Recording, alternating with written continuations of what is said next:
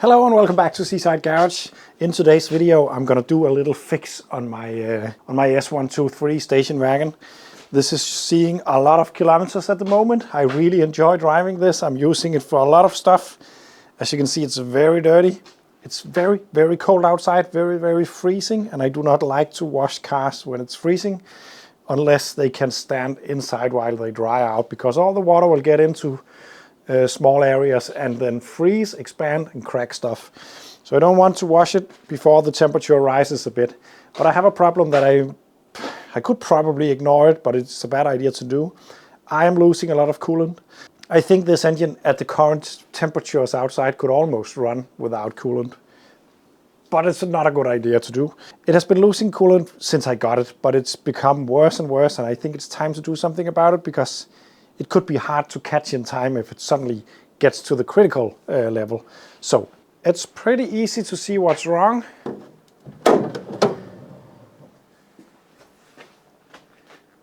It's leaking from down there. It's also missing a lot of the fins between the cooling channels. Let me just hit you with some lighting. As you can see, it's not great, and it's not possible to fix in any easy way, or at least I can't do that. It's specialized stuff. So I want to change this. The problem is that it's hard to catch because there is still a lot of coolant in the reservoir over there. It's difficult, not that one, that one. It's difficult to see. But when I, for instance, now push on this one, there's no water up in here, so it's quite low. And last time I checked, it was missing 3 liters, 2 liters, I think, and it's a couple of days ago, so it's losing it quickly now. You can also see it's dripping at the moment. So I'm gonna lift the car up in the air so I can get access to the underneath.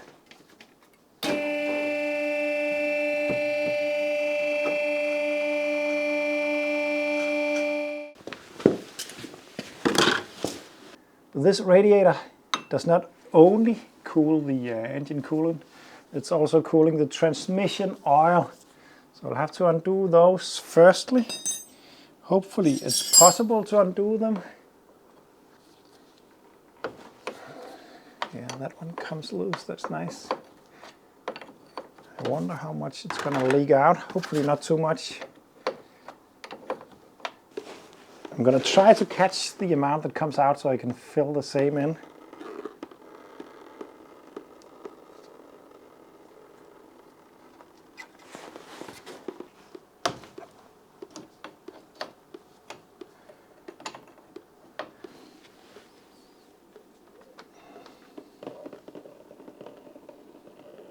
And then I can undo the coolant hoses.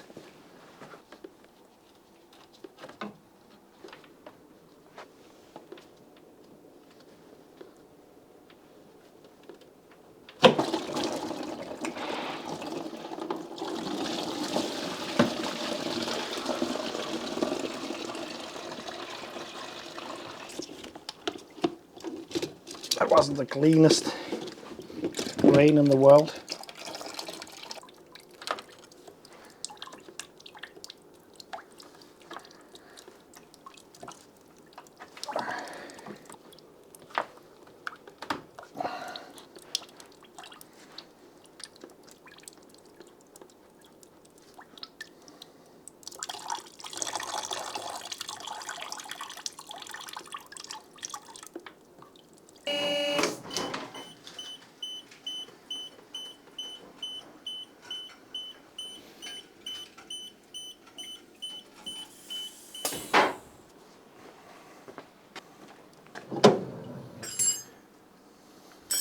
Then I can remove the top hose.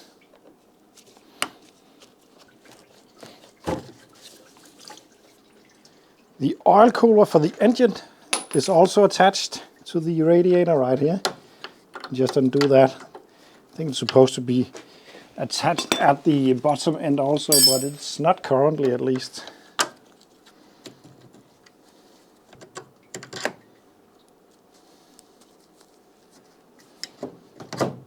There we go. I can undo the overflow like that. I think I can also remove the fan shrouding.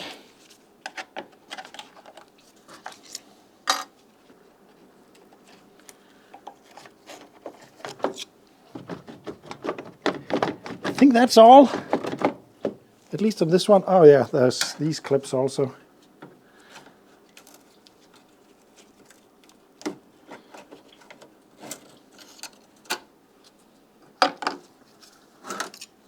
There we go.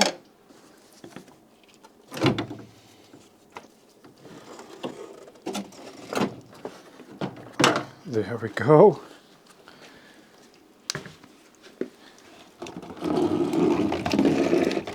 Yeah, I'm gonna put in the new radiator, which is right here. No, it's not. It's missing one inlet. Oh no. Why does this always happen?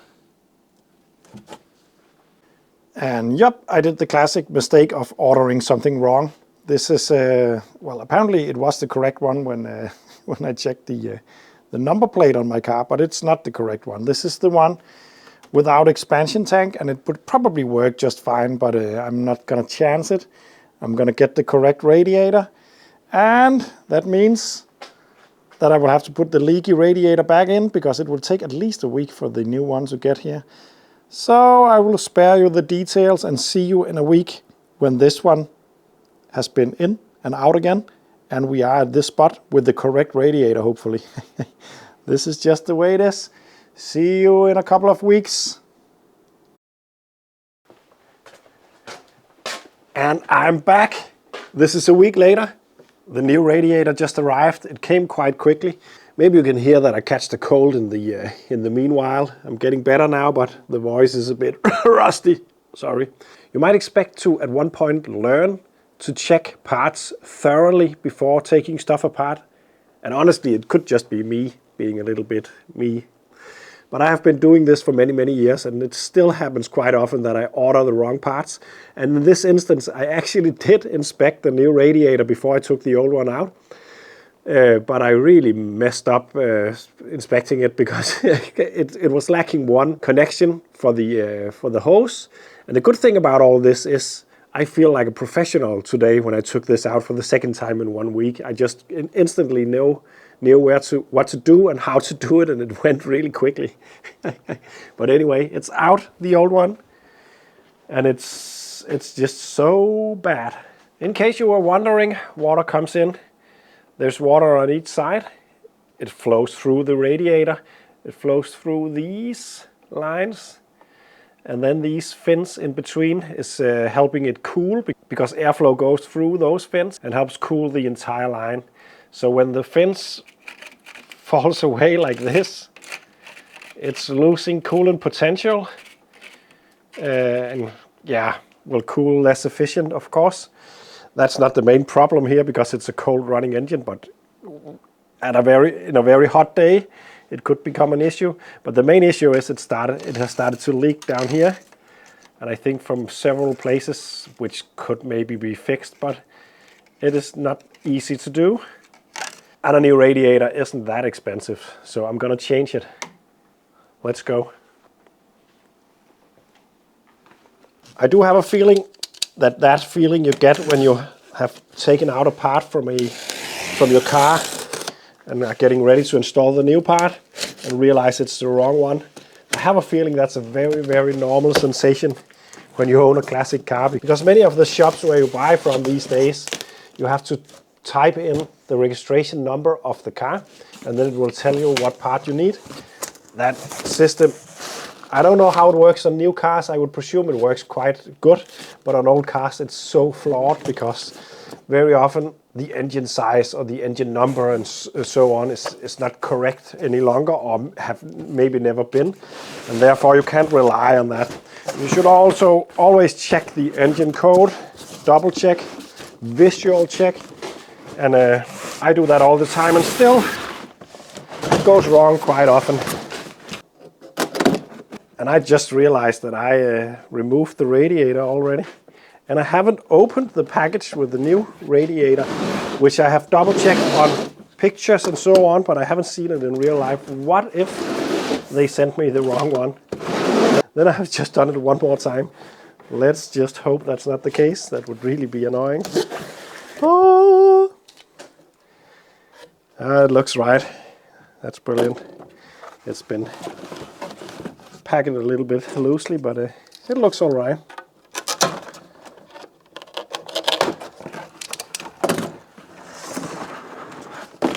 Oh, it's got a drain in the bottom also. Nice.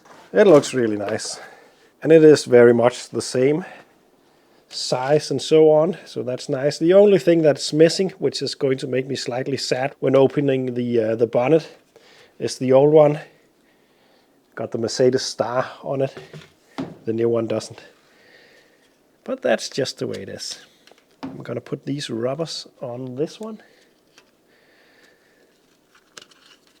I wonder if there's any rubbers on the bottom end of it. Nope. It also have a drain in the bottom. I just didn't know about that.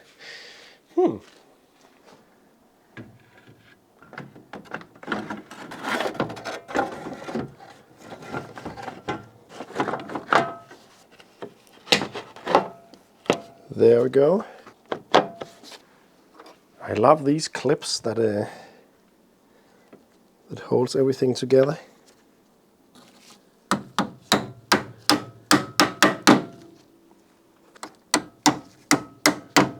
There we go.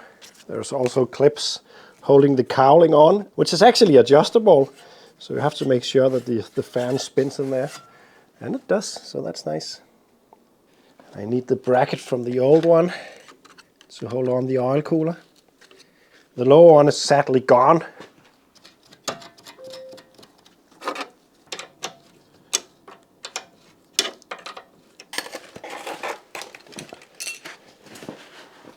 And the oil, the transmission cooler lines goes on, and the coolant lines down here. Some transmission oil has drained out, and I'm gonna add the amount that came out these 2 times that I had the radiator out, and put that back in, and then I'm gonna recheck the transmission level, but that has to be done with the transmission hot, so it's not something I can do precisely today. So I'm just gonna add what came out because it was running just fine with that to begin with.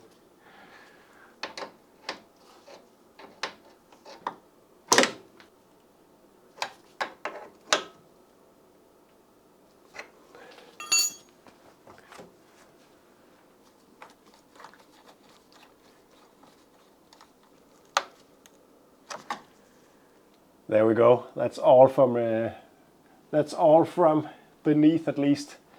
The rest of the work is up top.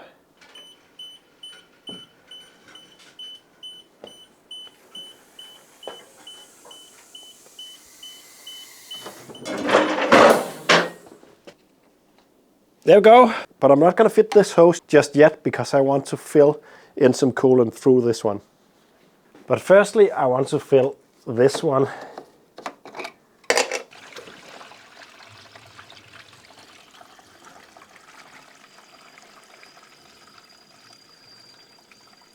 And then fill into this until it comes out of this. Then I know it's filled. The system is filled.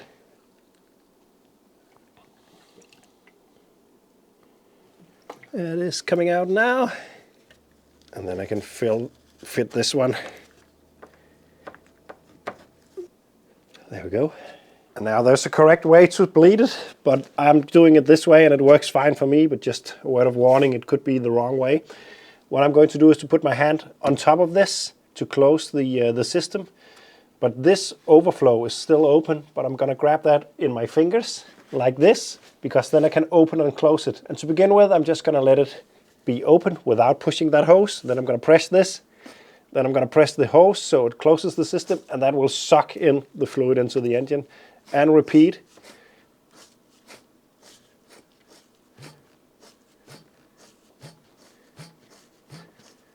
Yeah, and there's not enough in the system to do that currently.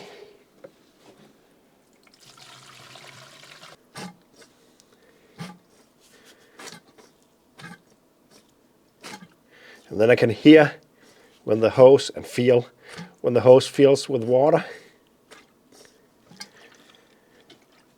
There we go, it's now full of water up here and sounding nicely, and it should be self-bleeding the rest of the way, so that's just fine.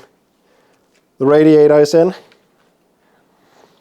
And then I'm gonna add the amount that came out of the transmission. There we go.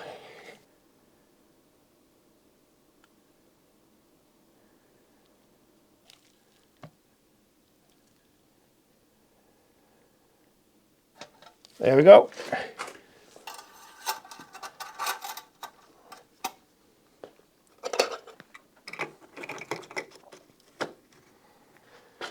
There we go. All should be fixed now. I'm just going to start it up, take the cap off and make sure that it burps any excessive air. And then it should be ready to go back on the road without any risk of overheating. So that's nice.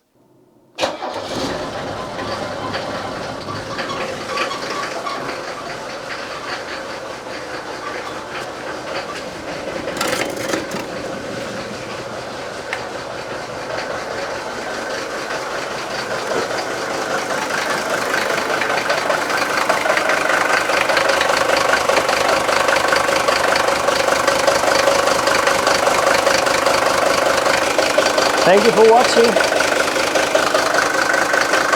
and see you in the next one.